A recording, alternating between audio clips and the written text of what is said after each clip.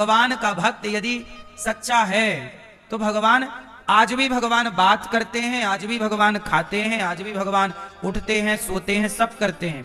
अब आप कहो कि दिखें कैसे? ऐसा है ना, सबके वश में सब चीजें नहीं होती। डॉक्टर कागज में कुछ लिख देता है, डॉक्टर कागज में कुछ लिख देता है, कुछ लिख देता, समझ में आता है? नहीं आता। पर जो दवाई वाला है ना वो समझ जाता है। बोलो हाँ। जो दवाई देने वाला है, स्टोर वाला, जो दवाई बेचने वाला, वो उस कागज में लिखी भाषा, बोलो हाँ। अरे भाई, सबकी बातें सब थोड़ी समझते हैं, भक्त की बात भक्त ही समझ सकता है। थोड़ी जान पहचान सकते हैं। ये तो कोई भक्त जो अनुभवी हो वो भक्त जाने और भगवान जाने। इसलिए आज भी भगवान खाते हैं, सोते हैं, देखते हैं, हंसते हैं, खेलते हैं, आज भी वही लीला है। बस भक्त तो हो वैसा। वृत्तासुर पर कृपा हुई। ये वृत्तासुर पिछले जन्म में चित्रकेतु नाम के एक राजा थे। इन्होंने, इनकी पत्नी को संतान नहीं हुई, संत जी से प्रार्थना की, एक पुत्र हुआ। एक रानी को एक बेटा हुआ। राजा की रानियां बहुत थी, उन्हें कुछ हुआ नहीं, तो उन रानियों ने इस बच्चे को जहर दे दिया और बच्चा मर गया। अब राजा चरणों में गिरे, महाराज मेरे पुत्र को जीवित करो। तो नारद जी ने अपने तपस्या के बल से मरे हुए पुत्र को जीवित कर दिया। राजा दौड़ के गए, बेटा आओ तुम्हें गले लगाऊं। तब उस पुत्र ने जो उपदेश किया है वो भागवत जी में सुनने योग्य है, जरा ध्यान से सुन लीजिएगा। उस बच्चे ने कहा, पिताजी आप किसे गले लगाना चाहते हैं? पुत्र है। तब उस बच्चे ने कहा, पिताजी मैं आपका पुत्र नहीं हूं, ये अज्ञान में मत जिया करो कि मेरा कोई पुत्र है, मैं किसी का पिता हूं, ये सब खोखली बातें हैं। तो सच्चाई क्या है? उस पुत्र ने सच्चाई कही कि पिताजी मैं आपका हिसाब किताब चुकाने आया हूं, कुछ बचा था। क्या हिसाब बचा था? तब उस बच्चे ने कहा, पिताजी मैं पिछले जन्म में भिक्षा मांगता था, तो आपने मुझे गेहूं का आटा दिया, मैंने उस आटे की 5 रोटियां बनाई और 5 रोटियां खाई, तो 5 वर्ष तक आपका बेटा बनके 5 रोटियों का हिसाब चुका दिया। चुक गया। वो तो भगवान को भोग लगाकर मैंने रोटी खाई, तो एक जन्म में ही सबका हिसाब किताब चुक गया। अब आप ये समझो कि आपकी जो बेटी है या बेटा है या पति है या पत्नी है, ये सब कौन है? ये सब आपका और हमारा हिसाब किताब चुका रहे हैं।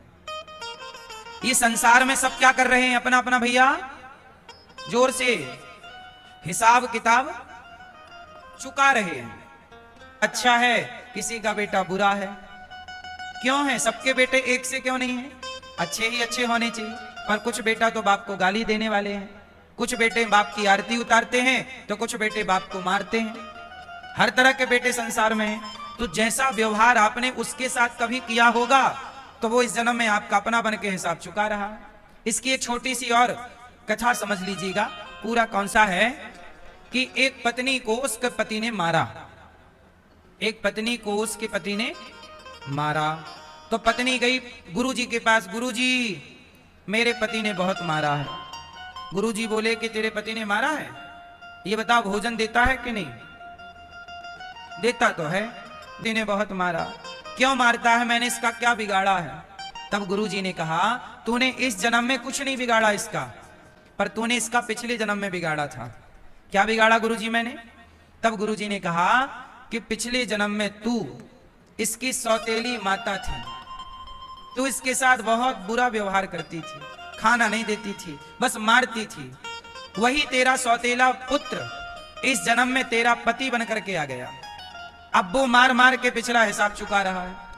एक चौपाई आप लोग याद कर लो, आपके बहुत काम आएगी। मेरे साथ बोलो, बोलो, को ना काहू को सुख दुख कर दाता, निज कृत कर्म भोग सब भ्राता। को ना काहू को सुख दुख कर दाता, कि कोई किसी को सुख और दुख नहीं देता। फिर क्या? निज कृत कर्म, मेरे अपने कर्म जो कर चुका हूं वह आज मुझे मिल रहे हैं। इसलिए कहता हूं कि वर्तमान में जो अच्छा करता है उसका भविष्य अच्छा होता है। तो जो आज करोगे वही तो आगे पाओगे। हानि कारण तो बनाती है, पर वो कारण झूठा है।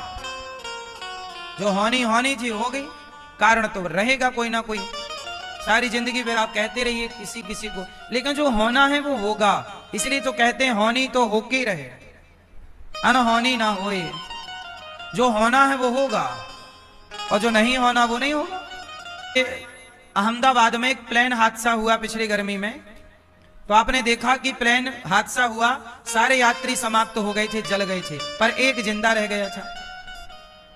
क्या मतलब हुआ?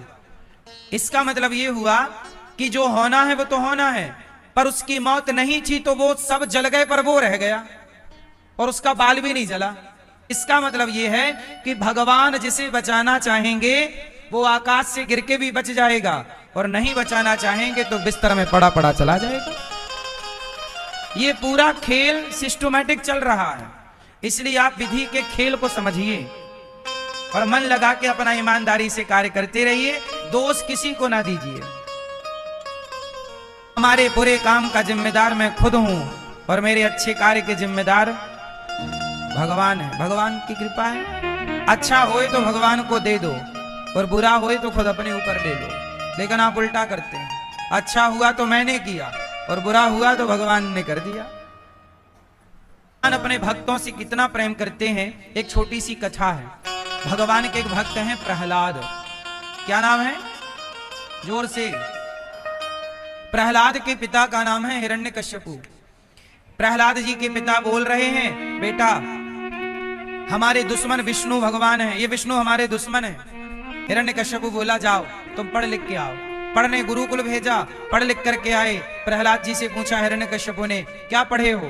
प्रहलाद जी ने कहा, पिताजी ये संसार भगवान का खेल है और हम सब ईश्वर के खिलौने हैं, ईश्वर खेल रहे हैं। अच्छा ये बताओ, रामानंद सागर जी ने रामायण बनाई? बोलो हाँ। रामानंद सागर जी ने क्या बनाई? जो कोरोना काल में रामायण चली थी, रामानंद सागर। अब मुझे एक बात बताओ, उस रामायण में एक व्यक्ति हैं जिन्होंने राम का अभिनय किया, एक व्यक्ति हैं जिन्होंने रावण का अभिनय किया। अभिनय से रामायण तैयार होगी। सबको अपना अपना अभिनय कैसे करना है? Perfect, original. इससे क्या होगा? रामायण। इसलिए उस रामायण जैसी दूसरी फिर कोई रामायण नहीं बनी, क्योंकि सबने अपना अपना किरदार, अपना अपना अभिनय सही सही किया की, पर वो सारे पात्र असली नहीं थे, केवल अभिनय के लिए पात्र बनाए गए थे। ऐसे अच्छा किसके लिए? ताकि रामायण तैयार हो जाए। ऐसे ही आप और हम ईश्वर के खिलौने हैं। कभी वो हंसाते हैं, कभी वो रुलाते हैं। तो हंस लो और रो लो और दोनों में उसकी मर्जी समझो, क्योंकि हम तो उसके खिलौने हैं। भगवान के अधीन होना चाहिए, और जो अधीन हो गया तो फिर भगवान का हर व्यवहार भक्त को मंजूर होता है। और यही जीवन का सार है। तभी व्यक्ति ठीक ठीक जिंदगी का आनंद ले पाएगा, जी पाएगा।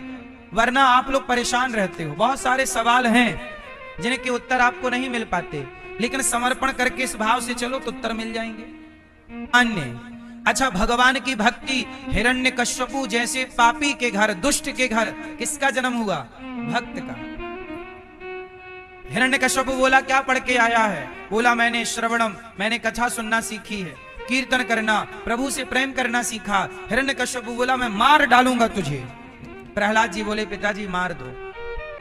जिस विधाता ने मां के पेट में इतनी सी जगह पे मरने नहीं दिया, यदि वो बचाएगा तो यहां कोई मार थोड़ी सकता है, और वो ही मारेगा तो फिर कोई बचा नहीं सकता। हिरण्यकश्यपु को बड़ा गुस्सा आया कि तू तो मेरे दुश्मन का गुणगान गा रहा है, विष्णु का गुणगान।